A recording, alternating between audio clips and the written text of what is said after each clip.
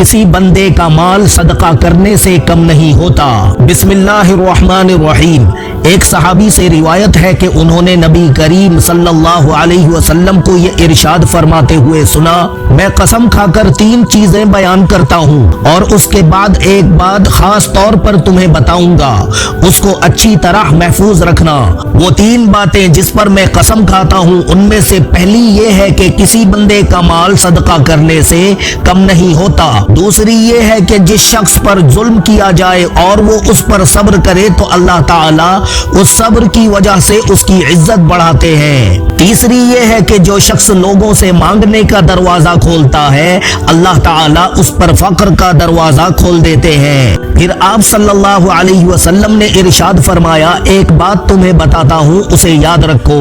दुनिया में 4 किस्म के लोग होते हैं। एक वो शख्स जिसको अल्लाह ताला ने माल और इल्म अता फरमाया हो, वो अपने इल्म की वजह से अपने माल के बारे में अल्लाह ताला से डरता है कि उसकी मर्जी के खिलाफ खर्च नहीं करता बल्कि सिला रहमी में खर्च करता है और ये भी जानता है कि उस माल में अल्लाह ताला का हक है, इसलिए माल नेक कामों में खर्च करता है।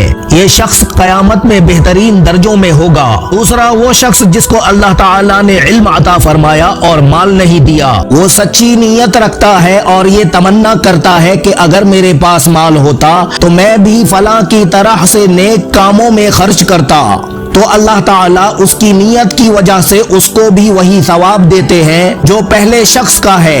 इस तरह उन दोनों का सवाब बराबर हो जाता है। तीसरा वो शख्स है जिसको अल्लाह ताला ने माल दिया मगर इल्म अता नहीं किया, वो अपने माल में इल्म न होने की वजह से गड़बड़ करता है, बेजा खर्च करता है यानी फजूल खर्ची करता है, अल्लाह के हुक्म के खिलाफ खर्च करता है, न उस माल में अल्लाह ताला का खौफ करता है, न सिला रहमी यानी रिश्तेदारों की मदद करता है और न ये जानता है कि अल्लाह ताला का उस माल में हक है। ये शख्स कयामत के दिन बदतरीन दर्जे में होगा। चौथा वो शख्स है जिसको अल्लाह ताला ने ना माल दिया ना इल्म अता किया, वो तमन्ना करता है कि अगर मेरे पास माल होता मैं भी फला यानी तीसरे आदमी की तरह बेजा खर्च करता, तो उसको उस नियत का गुनाह होता है और उसका और तीसरे आदमी का गुनाह बराबर हो जाता है, यानी अच्छे या बुरे अज़्म पर उसी जैसा सवाब और गुनाह होता है जो अच्छे या बुरे अमल पर होता है।